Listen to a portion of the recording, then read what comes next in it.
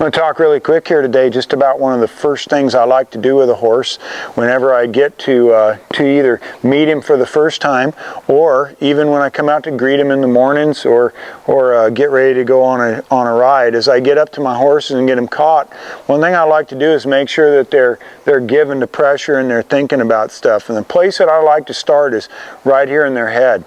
If I can't get a horse to put his head down when I ask him to put his head down and give to that kind of pressure, then I probably have a pretty good idea what he's going to be like in other spots on him. So as I get my hands up on him, I'm just going to use some basic horsemanship principles of pressure and release, of hair, skin, muscle, bone, of think, ask, tell, make, and of recognizing the smallest change, rewarding the slightest try.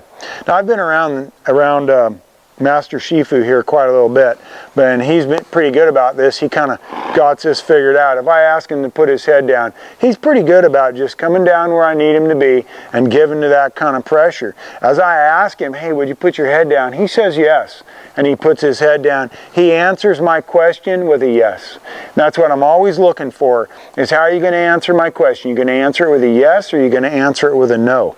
And just ask him to put his head down. His head comes down here nice and easily like that. This Master Shifu is doing a great job with giving the pressure, answering my questions properly here.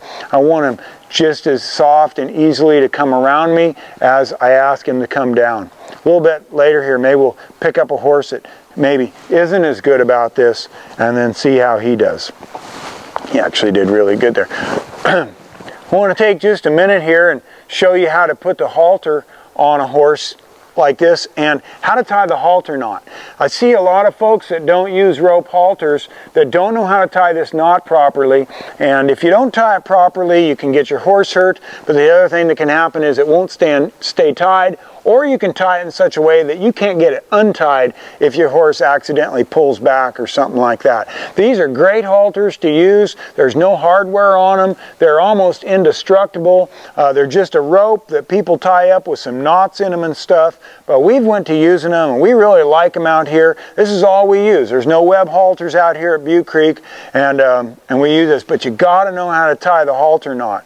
And the first thing I'm going to do is, these aren't one size fits all, but they fit a lot of different horses. And I'm just going to snug this up on my horse, get it pulled up here where it's above the cartilage on his nose. It's somewhere up here on the bony part of my horse's nose. And then I'm just going to tuck this through here like this, and tie this knot here. I'm going to pull it through. It's going to come backwards.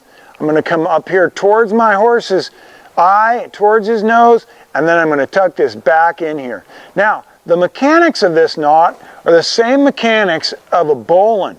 And the benefit of that is this knot, no matter how tight it pulls, I can always get it untied by just loosening it up right there and then untying it. The other thing about this to remember is I always want this to be streamlined. I want it to be like aerodynamic. This is what I tell the kids. I want this piece to come back here like this versus up here towards my horse's eye. If you get worried about this piece being too long or flopping around, you can just tuck it down in there like that. It'll stay for most of the stuff you're going to do, and it cleans it up quite a little bit. And that's the way you tie a halter knot.